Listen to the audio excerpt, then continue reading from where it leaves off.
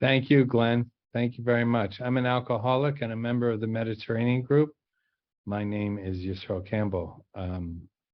My home group, the Mediterranean group, also meets on Zoom. It meets on Wednesdays at 9 p.m. my time. It's 7 p.m. my time now. So it meets in 2 hours. If anyone wants to come along, I'll post the information in the chat. It's great to be here, Glenn. It's great to see you again and to be invited to be here. I understand I'm a replacement for someone, and I'm honored to be here I'm honored to participate in a meeting of Alcoholics Anonymous. Honestly, anytime, anywhere, because Alcoholics Anonymous is the reason that I have the life. It's both the reason I have the life I have, and it's the reason I have any life at all. We got Jesus up in this. I want to remember that. The Ikipa bus just arrived, and Shit, bro, we got Jesus up in this house.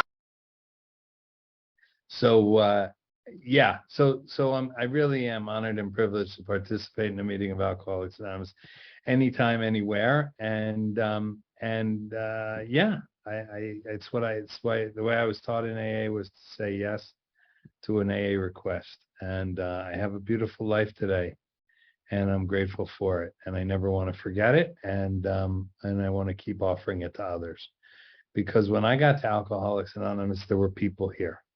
And they weren't people that had gotten sober 3 months before me and had been sold a box of big books and had a box of big books in their trunk, and they were trying to offload them on other people so that they could, start selling boxes of big books to other guys so that they could offload them on other people. It was people that had rich, deep, full, authentic, meaningful lives. They had jobs, they had spouses, they had children, they had careers, they had stuff to do, and they still carved out time to come to Alcoholics Anonymous. And it's I don't think they weren't they weren't church folk, and they weren't doing it for that reason. That they were saving their own lives too, but they were also here nonetheless. And I don't ever want to forget that. That was the case. I came to Alcoholics Anonymous, as I said in early, and I think I said it. Did I say it? I've been sober since the 14th of February, 1980. I didn't say it. I almost always say it as soon as I possibly can, because it's astonishing to me. It's astonishing to me that I've been sober since the 14th of February, 1980, which is about 42 years and 9 months, something like 8 months, coming up on 8 months, 9 months. Anyway, it's a long time. I never do the math beforehand, and I can't do it while I talk, but it's pretty crazy, the numbers. I'll just give you some of the numbers. I started drinking when I was 9. I stopped drinking when I was 16. So I drank for 7 years, start to finish. And believe me, I'm stretching that out as far as I possibly can. I'm not missing any days there. It's not like several years or months of drinking that I forgot to account for. That's first drink to last drink, and there's no like, oh yeah, I did drink through my entire 30s. No, there's none of that. I came to Alcoholics Anonymous. I was 16 years old, and I've been sober ever since. So I drank for 7 years. I was sober. I was alive 16 years, and now I'm 42 years sober. I'm 60. I'll be 60 years old in May. So I've been sober like 3/4 of my life. Damn close to 3/4 of my life, which is ridiculous. It really is. Anyone that is sober 3/4 of their life should be better put together than I am. They should be more spiritually advanced than I am. They should be gentler, quieter, more loving. They should just, things should, spiritual things should happen when they're around, But see, the thing is, I have alcoholism, right? So I'm the kind of guy that's like thinking about, I wonder how much they're going to read, and can I go to a YouTube video while they're reading before they introduce me? Because that's how spiritual I am. I almost watched a YouTube video about Russian parades. Now, you might ask, why? At any point in your life would you do that? I can't tell you. I can't tell you, but I can tell you I have the kind of mind and the kind of spirit and the kind of that I'm in a meeting of Alcoholics Anonymous, period. Should be the end of all YouTube speculation. I'm the main speaker, period. Should be the end of all YouTube speculation. And I'm endeavoring to be part of the spiritual tradition that has given me the life that I have today. Should be the end of all YouTube speculation. But some days it's not, And I think, I don't know. Some people say, oh, all people are like this. I don't know about that. I met a lot of people that aren't like us. Oh, this is alcoholic thinking. They say, oh, there's no such thing as alcoholic thinking. I'm pretty sure there's something called alcoholic thinking. And it's my thinking. And what it is selfish and self-centered thinking. Before I ever came to Alcoholics Anonymous, I believe I had alcoholism. Now, I know we read that little thing that people like to read, and I don't want to bash the group where I'm going to spend the next 42 minutes speaking, because there's not that many of us. I can't alienate too many people, but and I know it's said in good spirit, and someone jokingly said before the meeting that that's an outside issue, and I'm going to try not to rant too much because, as I said, there's not that many of us here. And, if you're 46 people and 43 minutes left, I could alienate. But here's what I want to say. Alcoholism is a misnomer. What I suffer from that we like to call alcoholism is selfishness and self-centeredness. Bless you, Adriana. I didn't hear you sneeze, but I saw you sneeze.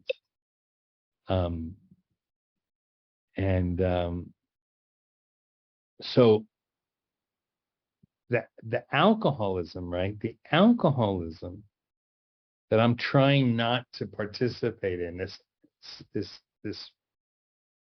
not drinking one day at a time that we call alcoholism. And I don't know if it's because I'm getting old. I don't know if it's because I'm tired. I don't know what, but I think we confuse the issue by calling the disease we have alcoholism. Because alcohol was the solution, right? The solution for what was wrong with me was alcohol. What was wrong with me was wrong with me before I ever picked up a drink. And what was wrong with me was what the book describes as, in one place, the underlying causes and conditions, but more specifically and by name, 100 forms of selfishness and self-centeredness. 100 forms of selfishness and self-centeredness is a lot of different kinds of selfishness and self-centeredness, right? We could probably ramble off 10 without even trying, 20 if we worked at it, 30 if we really, really focused. But I'm going to say that getting to 60 to 90 types of selfishness and manifestations of selfishness and self-centeredness are going to be difficult. And what happened to me is that I came to the world. I like to say that I'm not a doctor, so I don't know if fear, anxiety, self-obsession, self-centeredness, self-loathing can be transmitted through breast milk. But if it can, it was in my case. Because as far back as I remember, I suddenly thought, oh my God, Candace is robbing a bank. But she's just wearing a mask because of COVID, I think. I don't think she's robbing. Anyway, as far back as I can remember, that was my problem. I was super hyper aware of everything around me and how it related to me, how my parents related to the other parents and how that made me look, how my little sister related to her friends and the neighborhood kids and how that made it. I wasn't concerned with my parents and their standing in the neighborhood, or my sister and how she felt comfort or discomfort with the friends that she had. It only mattered as it related back to me, because all I really cared about was how it related to me. I was concerned with that and that alone, really. And I took a drink and that melted away. I took a drink at my cousin's house. My cousin was everything that I wanted to be, was a liar, a cheat, and a thief. And he kept a .22 rifle under his mattress and he never got caught. I couldn't hide a pack of Marlboros. And he hid a rifle. And he was the coolest guy I'd ever met. And he would want me to tell you, he didn't rob houses. He robbed people who robbed houses. These other guys would rob houses, and then my cousin and his friends would steal the stolen stuff. And they would, so that the thieves wouldn't benefit from their crimes. And one night they stole a case of whiskey and a couple cases of Carling Black Label beer. And they told me I could be the bartender. I could open up everybody's beer and take the first sip. And I realized if you're only allowed one sip, take a big sip. And I got drunk for the first time. And it was the last time I ever got drunk, not knowing why I was drinking alcohol. Because it created such a sense of ease and comfort. It created such a sense of strength. It took away the fear. Now, very soon into this process, it started to create fear, because I would realize that as all of my defenses relaxed, I would do really stupid shit on a really regular basis. And so a drink would both alleviate fear and create more fear. And it would, and it was that kind of cycle that I went through. But initially, those first few times, it was all about the relief that I felt.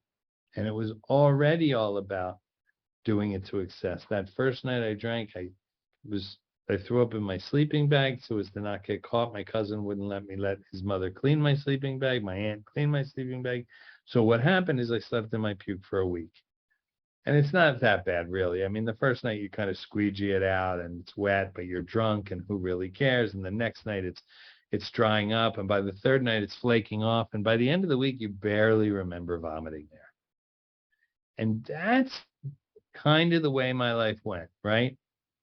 If you asked me 10 days or 2 weeks later, what did alcohol do for you? I would have said it allowed me to freedom. It allowed me a sense of power. It allowed me to say things to people that I would never be able to say. I would have already forgotten that it allowed me to sleep in my puke for a week, because that's not the kind of behavior that I tracked. That's not the kind of behavior that I was concerned with. And so that's the way it went. And the next time I drank 16 Genesee cream ales. And I drank 16 Genesee cream ales because that's as many as I could drink.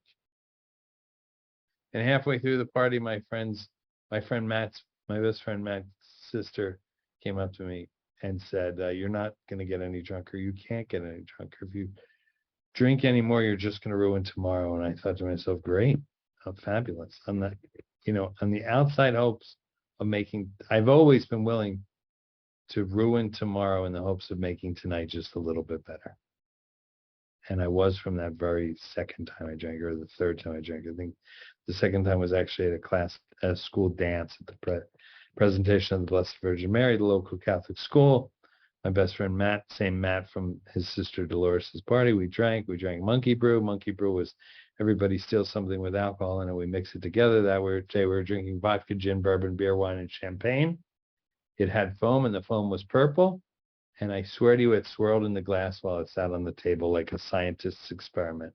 We drank that, and Matt threw up on a nun, which is not allowed at a dance, and we had to leave. It wasn't very spiritually freeing for her, but it was for us. It's incredibly releasing for a young Catholic boy. And I was a Catholic boy then. And that's the way I drank 7 years. As often as I could, and I did a lot of drugs. And I really only mention drugs. I don't mention drugs at the top of my story. I identify as an alcoholic, really out of a sense of connection to the program of Alcoholics Anonymous and to our co-founders. I want to respect Bill Wilson, who in his story didn't mention drugs until page 7, and then waited till page 8 to mention them again. I realize what we're trying to do with the statement that was read about problems, but I want to be clear, and I want to be clear. If you're new in Alcoholics Anonymous, if you're fragile in Alcoholics Anonymous, you talk about whatever you need to talk about in a meeting of Alcoholics Anonymous in order to not pick up a drink today. Full stop, period. Or period, full stop, however you're supposed to say that.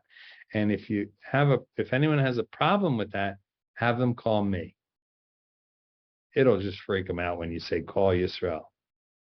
And because there's no such thing, and we can argue about this afterwards if you want, there's no such thing as an outside issue for a member of Alcoholics Anonymous, and certainly not in a meeting of Alcoholics Anonymous. Alcoholics Anonymous has no opinion on outside issues. So maybe Glenn as the chairperson or Nate as the co-host or David as the co-host shouldn't fly a Confederate flag or the Union Jack or I don't know what, the Al-Qaeda flag behind them as they represent Alcoholics Anonymous as the co-hosts and chairs and secretaries. But when I raise my hand, if I have to talk about anything to not die of alcoholism, and alcoholism doesn't just kill with alcohol. Alcoholism kills with bullets. It kills with sleeping pills. It kills with rope around our necks, belts around our necks. People die of alcoholism all the time and never pick up a drink. So anything you as a member, this is my opinion, of course. Also, if you're new, realize I'm just today's speaker. I'm just the chump that said yes when Glenn called to ask, right? I'm just today's guy in the barrel. Next week it'll be somebody else, okay? So I'm not a paid representative. I'm just a longtime member who's committed to being here and committed to the excellence of Alcoholics Anonymous, to the continuation of Alcoholics Anonymous. I don't say this to denigrate Alcoholics Anonymous. I say this to lift up Alcoholics Anonymous. I think that we live by spiritual principles, and if God is everything, then God can handle whatever an individual member needs to talk about in their individual share so as to not die of alcoholism. God is big, God is strong, God is powerful, God is everything, and there's nothing we have to be afraid of. Fear is fear. Fear is fear. If we act from fear, we're acting from fear, even if we do it in the greater interest of Alcoholics Anonymous. Okay, blah, blah, blah, blah, blah.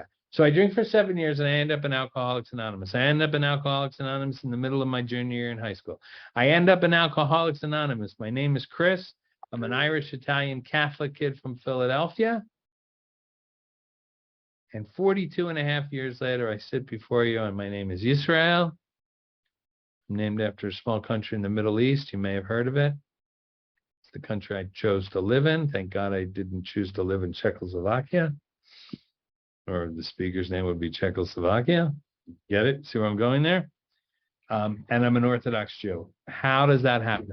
That happens through the 12 steps of Alcoholics Anonymous. When I got sober in Alcoholics Anonymous, they used to say, you will have a life beyond your wildest dreams. If you stay here and do what we do, you will have a life beyond. Beyond my wildest dreams is different than my wildest dreams, because I thought what they were saying was you will have the life of your wildest dreams. And my wildest dreams, when I got sober, were a lifetime supply of Marlboro and a brand new Camaro. So I would have cigarettes I don't smoke anymore and a 42-year-old car. And that's as big as it got for me. I couldn't see anything bigger than that. That was my wildest dreams. I agree. Not very wild, not very dreamy, but that's as good as it got for me. What I have today is a life beyond my wildest dreams. Believe me, my parents My mother went through my mother went through Catholic school all the way through college and then joined the convent. She was going to be a nun. She didn't stay, of course, but her sister was a nun, which makes Jesus my uncle.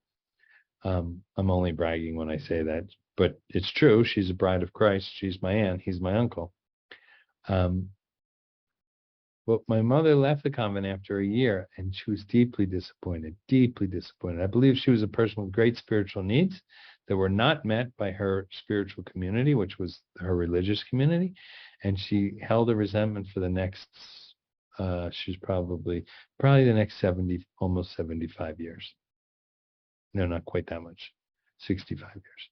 That's a long time to hold under resentment. I believe she suffered from clinical depression, real depression, not the kind of stuff we talk about, like, oh my gosh, you wouldn't believe what happened. I spilled my coffee and my cookies got wet. I'm so depressed. Not that kind of depression. The kind of depression that is debilitating and destructive and ultimately killed her. That kind of depression. And I believe in no small part was it due to the fact that she was so angry and so resentful and so spiritually malnourished due to that anger and resentment. And I'm not blaming her for that. I'm simply trying to explain what I believe happened. And so it stuns me that I have a religious life. It stuns me that my spirituality is not. My spirituality is my spirituality, and I nurture my spirituality, and I hold fast to my spirituality, and I want to, keep my spirituality strong, but it has blossomed and manifested in a religious life, and that's strange because I would have never thought that would happen, but that's part of beyond my wildest dreams. I live in Israel and I've lived here for 22 years. That's strange too. I'm from the suburbs of Philadelphia. The career track that I was on when I got to AA was the one that was going to put me in my parents' basement in a reclining chair, watching cable television in my underwear, eating snack food. You know what I mean? Glamour life.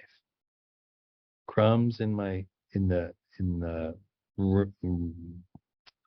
folds of my belly. That's what we're talking about. You know what I mean? Like, I'm not saying like, you know what I'm saying. I don't have to be any more specific than I've already been. You all probably were on the same track that I was on. I'm not talking about like, okay, I'm going to stop saying what I'm not talking about because it's going to force me to talk about what I'm not talking about. We'll just leave it at that. I was slated to spend the vast majority of my adult life in my parents' basement watching cable television, eating snacks. And that's not what has happened. That's not how my life is manifested, and that's not where I am. And that's because of Alcoholics Anonymous. That's because Alcoholics Anonymous has consistently asked me to live beyond what I thought I could do, beyond what I thought I was capable of, beyond what I thought was possible for me. Alcoholics Anonymous. And when I say Alcoholics Anonymous, I don't just mean the literature, and I don't just mean the writings of Bill and Bob and the first 100 members. I mean all of you. Through sharing your experience, you strengthen me. Through sharing your experience, you empower me. You lift me up. You make me stronger. And it started with, hey, we're glad you're here. Do you think you can not drink until tomorrow? Yes. And it manifested in some very specific ways, because I spent my first day in AA, and I came to AA because my friend Lizanne had come to AA, and Lizanne was sober about 3 months when I got sober. And it's not because God loves me more than he loves her. It's not because God does anything more for me than her. But Lizanne only stayed about another 3 months in AA.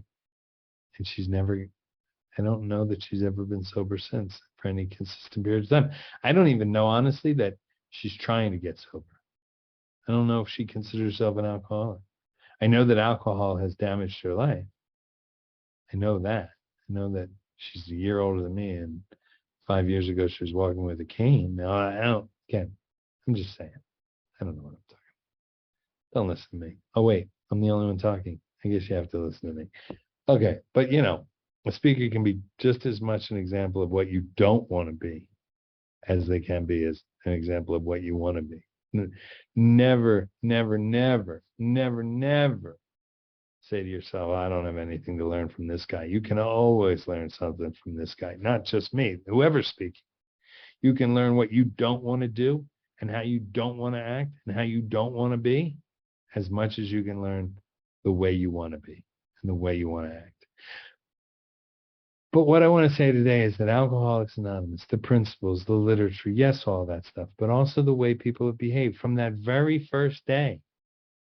Because on that very first day, I met a bunch of people, and a bunch of people gave me their numbers, and a bunch of people put their numbers in my hand. And one guy took my number. One guy took my number, and that made all the difference. Again, I can't tell you what would have happened if he hadn't called me the next day, because he did call me the next day. So I can only tell you what happened. And what happened is that he called me, and again, a bunch of people gave me their numbers, and a lot of people shook my hand, and a lot of people, as they handed me their number, looked me dead in the eye and said, you feel free to call me anytime. And they did that for a couple of reasons. One, it was probably done for them, and I do it to other guys. I give my number out to people, and I say, I look them sincerely in the eye, and I say, you call me anytime, and I mean it. I'll answer the phone at any time. But mostly I do it because I know they're never going to call.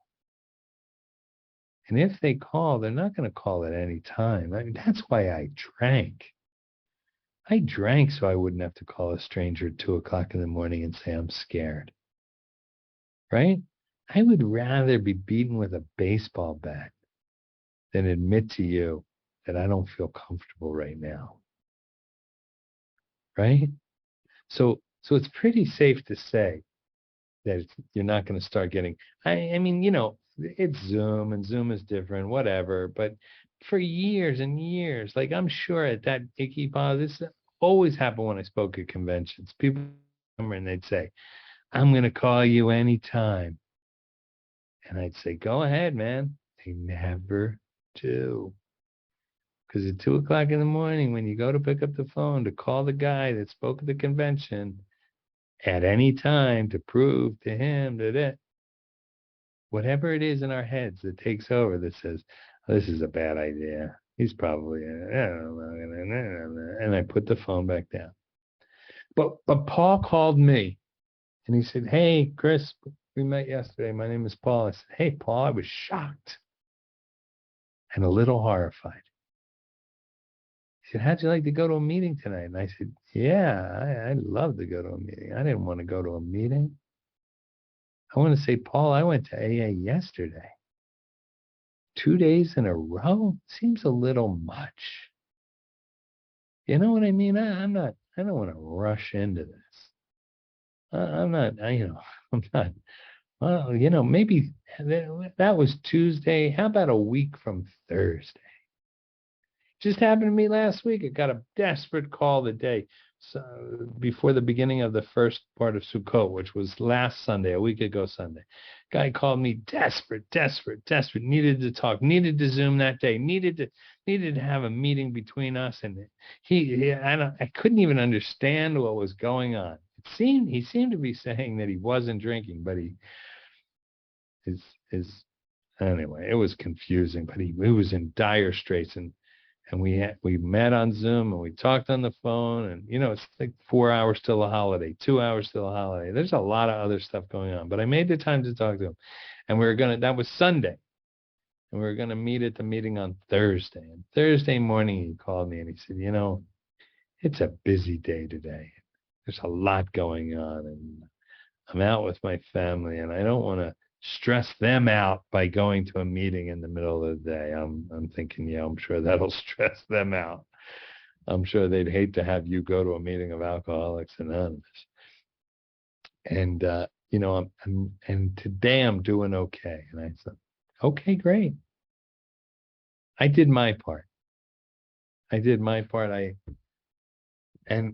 hope that he calls at some point. That was last Thursday, and tomorrow's Thursday again. I'll send him a message and say, you want to meet tomorrow? And if he does, I'll meet him. Because that's what we do. I don't keep tabs. I don't keep records. I don't say, you know what? You said you wanted to do this last week and you didn't. So I don't have to take you to a meeting this week. That's not how it works for me. He says he wants to go. I'll take him. Oh, look what I brought to your dear little meeting. My Tennessee mug.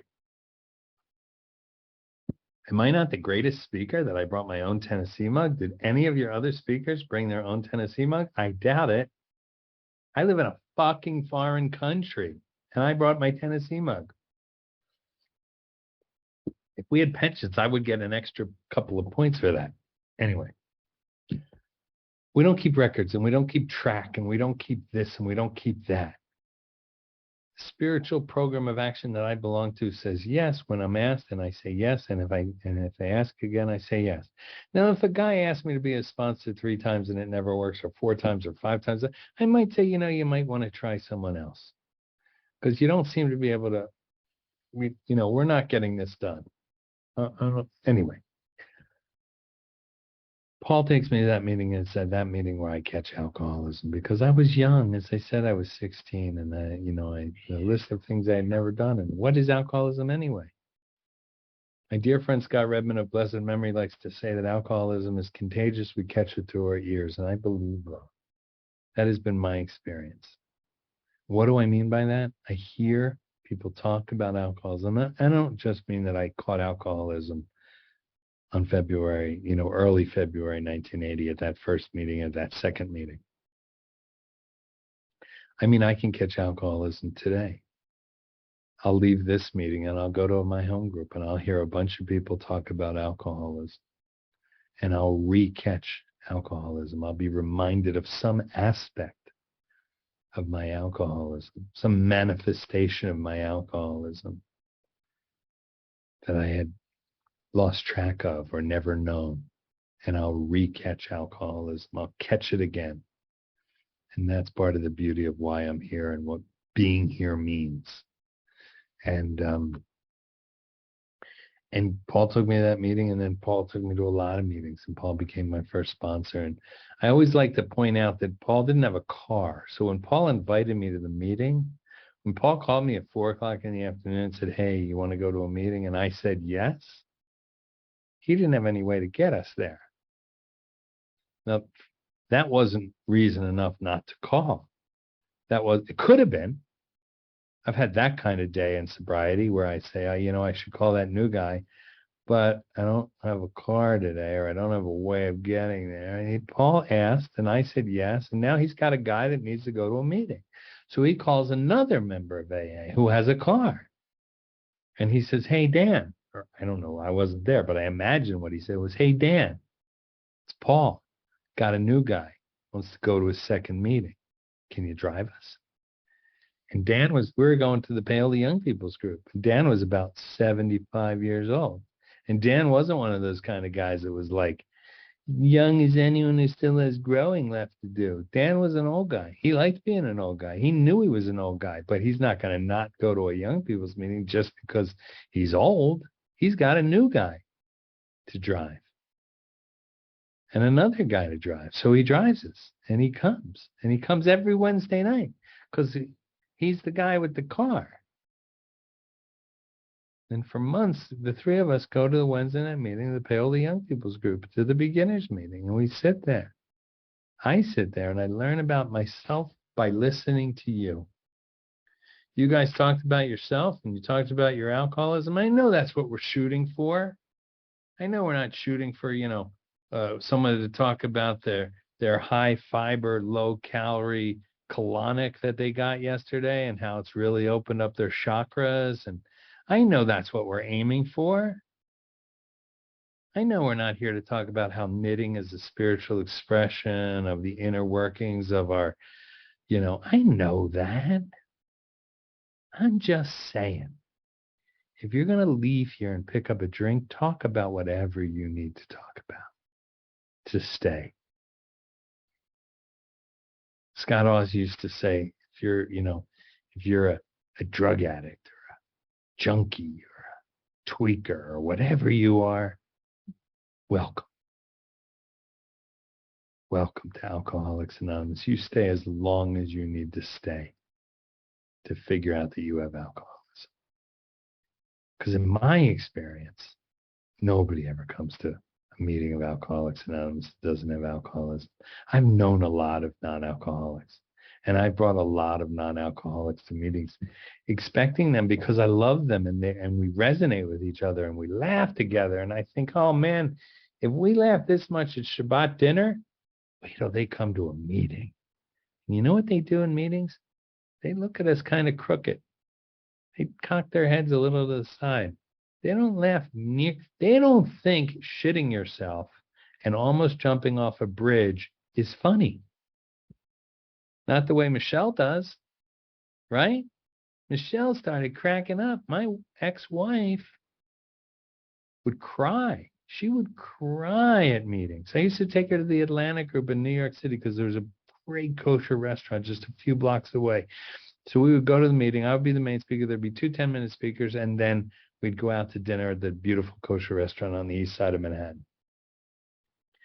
And the first 2 10-minute speakers, they'd be talking about horrible things. And I'd be laughing, and you'd be laughing, and we'd all be laughing. And I'd turn around and glance back at her, and she'd be crying. Not crying, laughing, crying like we are. Crying like this poor sucker and his life and the mess he's become and never.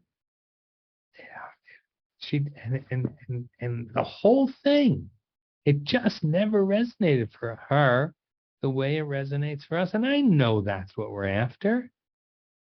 But I just think we have to be careful about what we say. Because we've been here a long time. And we're okay. And we're grounded and we're centered. And I know I'm not harping on this little meeting in Tennessee. I'm talking about Alcoholics Anonymous as a whole. I'm talking about people that can't get their heads around people instead of men and women in the preamble. Come on, really? So what? So what if we changed every single pronoun in the book? Are you kidding me? You think the power of God would be extinguished by do you think it's the pronouns? Do you think that a damn, an old white guy who was a stockbroker and a bit of a shit, do you think because he wrote him, that's what's the power in the book? Wow. I hope you don't believe that. And I'm not speaking to anyone specifically. I'm speaking to that person out there. People like us would never behave this way. I'm speaking to the person that would. They don't come to meetings like this. They don't go to lunch meetings. They're not as dedicated to Alcoholics Anonymous and spiritual growth as we are. So we know they're not here right now. But are you kidding me? Do you really believe the power of the preamble is in the words men and women? That's ridiculous. Well, God was here, but we shut him out when we said people. Yeah, God is all powerful. God is everything, as the book says he is, but he's not bigger than the words men and women. That was his in. That's how he got in the preamble. God was present throughout the preamble, and then we shut the door. The door, it turns out, to the preamble was men and women. Yeah. Once we changed the word to people, it lost all spiritual relevance. It's gone. We're the Rotary Club, by God. We're the Lions Club. We're the Better Business Bureau of alcoholism. We're nothing. It's gone. Yeah. Once we said people, poof, the power was gone. What could we do? We were stuck. Really? I'm just going to drink from my Tennessee mug and let you ponder what I've just said. The beauty of Alcoholics Anonymous for me is that it was powerful and it was rich and it was deep and it was authentic when I got here. And I read the big book of Alcoholics Anonymous and I said to myself or my sponsor, thank God the book is about alcohol and not about God. And then about 4.5, 5 years later, I read it again and I said to my sponsor or myself, thank God the book is about God, not about alcohol. Whew. Thank God I couldn't stand one more war story, one more of this. Well, I need to speak about spiritual matters. I need to speak about spiritual experiences. I can't be wasting my time talking about alcoholism and people drinking alcohol. Oh my God. Next thing you're going to know, they're going to want to come to the meeting and talk about alcohol. Oh my God. This is a disease that I have today. It's a disease that manifests in selfishness and self-centeredness. It is treated by alcohol. My sponsor of blessed memory, Clancy Emerson, used to say that we alcoholics aren't problem drinkers. Problem drinkers stop drinking and they stop having problems. We alcoholics stop drinking and we start having problems. Right? Every day we don't drink, the screw gets a little tighter in our gut, the spring gets a little tighter in our gut, and every day it's just a little bit tighter, a little bit tighter, and a little bit tighter. And if we don't replace the spiritual experience of alcohol, right, with the spiritual experience of the 12 steps and all the other spiritual actions we take here, it's not just the steps. I know it. We say that the result, we hammer that the as if that's the only thing that the steps do is give you a spiritual experience.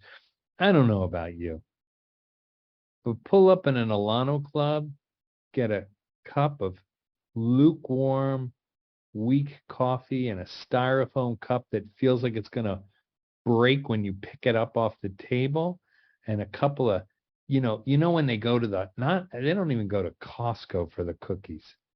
They go to the hardware store for the cookies. I'm talking like Korean off-brand Oreos. You know what I mean? Like, just like, really? You couldn't have even gone for like the Keebler? The Keebler elves weren't good enough for you. You had to go like to the paint department to get cookies. Really? Did you save another 12 cents? Tell me that sitting in that Alano club in Phoenix, Arizona, with lukewarm coffee and a weak styrofoam cup and a cookie from a country that came in a package that said not to be sold in the United States of America. Tell me that's not a spiritual experience when you got to sit there and listen to a guy with a wandering eye and drool coming down his chin tell you about how he loves Alcoholics Anonymous more than you do. You know what I mean? I don't know if I'm really capturing that moment for you, but that's a spiritual exercise for me. It's a spiritual exercise to show up at a spaghetti dinner or a pancake breakfast or a softball game or someone's AA birthday party when you don't really like them, help them move, whatever it is. That's all spiritual. That's all spiritual experience. I want to read this quote. I always read it and I forgot to read it. I love to read it. From the letter that Carl Jung wrote to Bill Wilson. Bill wrote to Carl Jung, and I know I like to hammer the idea of it's good to say thank you, and it is good to say thank you, but it's not beyond me. It doesn't escape me totally that who Bill chose to thank was Carl Jung, the second most famous psychiatrist in the history of the world. Like, I'm sure Bill thanked the cleaning guy at the Clinton Street Clubhouse too. But he wrote Carl. Anyway, he writes Carl Jung a letter and he says, "Thank you. I don't know if you know, you participated in the beginning of Alcoholics Anonymous. You helped Roland Hazard. Roland Hazard, of course, helped Abby Thatcher, and Abby Thatcher helped Bill Wilson, and Bill Wilson helped Bob Smith, and then we had a program." And Carl Jung says, "Oh, yeah, I remember Roland. Sure, I remember Roland. I had to be careful about what I said to Roland because he was alcoholic. And alcoholics have the ability to mishear what is being said to them," is essentially what Carl Jung said. So I had to be careful about what I said to Roland. He says, the reason I could not tell him everything was in those days I had to be exceedingly careful of what I said I had found that I was misunderstood in every possible way. Not just misunderstood, but misunderstood in every possible way. And again, let's remember, Roland's paying Dr. Young to be misunderstood, to then misunderstand him in every possible way. Thus, I was very careful when I talked to Roland H. But what I really thought about was the result of many experiences with men of his kind. And guess what Carl Jung meant when he said men of his kind? He meant people. Some of them were men, some of them were women, and now it turns out some of them were neither men nor women. Deal with it, motherfucker. Okay? Deal with it. It's the 21st century. It's not something I'm horribly comfortable with either, but deal with it. Someone is dying of alcoholism, and if you're going to get hung up on, you're the sober one. You're the one with the spiritual program of action. You're the one with 12 principles and a home group and a sponsor. Deal with it. Don't you dare kill someone. Don't you dare kill someone because they made you uncomfortable. You're the one with God on your side, so to speak. Use that power and do good. Glenn's thinking, maybe I should have asked someone else to speak today. Sorry, Glenn. Dr. Young continues, his craving for alcohol, he's speaking of Roland and the people like Roland. His craving for alcohol was the equivalent on a low level,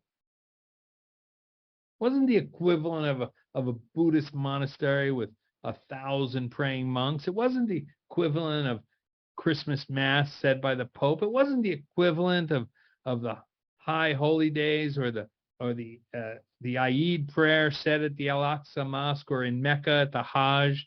Not the equivalent of that. It's equivalent on a low level, but it's a spiritual experience that we were seeking because it was the solution. Yes, the solution became the problem, but it started out the solution. And it never stopped being the solution. It was the equivalent on a low level of the spiritual thirst of our being for wholeness, our spiritual. That's part of the human condition, Dr. Young seems to be saying, is that we seek wholeness. And that's what I was doing when I drank. I was seeking wholeness. I didn't know it. I couldn't say it. But it makes sense when I read it. Expressed in medieval language, the union with God. God's a big word. It's a troubling word. It's a difficult word for many of us. And I always like to quote Levi Yitzhak from Berdichev, who was the Berdichever Rebbe, the Hasidic Rebbe from the town of Berdichev. And he is said to have said to the town atheists, the God that you don't believe in, I don't believe in either. So if you're new to Alcoholics Anonymous and you have a big resentment towards God, I want you to hear me say that. I talk a lot about God. I pray to God every single day. I believe in God. I believe that I have the power of God in my life. And I want you to hear me say this. The God that you don't believe in, I don't believe in either. That's not the God I'm talking about. Come in. So as Ralph W. likes to say, come all the way in, sit all the way down, and have a new experience. Let go of your old ideas and have a new experience. Find something that you understand that makes sense to you. It says in the big book of Alcoholics Anonymous, your idea of a power greater than yourself doesn't have to make sense to me or to your sponsor or to your home group. It has to make sense to you. That's it. It has to make sense to you, and you have to agree to live by spiritual principles, because that's how we get out of self. And self is the disease of alcoholism. Self is the manifestation of the disease of alcoholism. Alcohol is the solution for the problem. It becomes the problem, but it's still the solution. And so if we get rid of the problem, we've also gotten rid of the solution. And now we need another solution. Carl Jung ends the same letter saying this: you see, alcohol in Latin is spiritus, and you use the same word for the highest religious experience, the spiritual awakening, spiritual experience of the 12 steps, as well as the most depraving poison, alcohol. It's both spirit. The helpful formula, therefore, spiritus contra spiritum. Thanking you again for your kind letter. I remain yours sincerely, C.G. Young. So I need to replace that spiritual experience, and I need to do it every single day. Not with the same experience I had yesterday. I can't do that. I have to have a new experience today. It's not just an old idea, something I thought when I was drinking. An old idea is an old idea, something I thought yesterday. I might have the same exact thought again today. I may take the same exact action again today, but I have to take it in a new way. I have to take it as if I've never taken it before. Now, I don't always, and my life is diminished by that. Not diminished to the point where I drink alcohol and die, but diminished by the point where I, whatever, get angry, get resentful, get hurtful, get afraid, where I eat a whole chocolate cake, where I do other behaviors, which I'm not going to mention because they'll make all of us uncomfortable. Take it in whichever direction you want. I've probably taken it that way too. I have to attempt to come back to the spiritual solution. And I have to attempt to do it in a way that is entirely new, even if it's the very same thing I've been doing every single day for the last 42 years. Thank you very much, Glenn, again for the invitation to be here. I hope that I spread the message that you know, as we all leave here, that I, for one, love Alcoholics Anonymous. Thanks.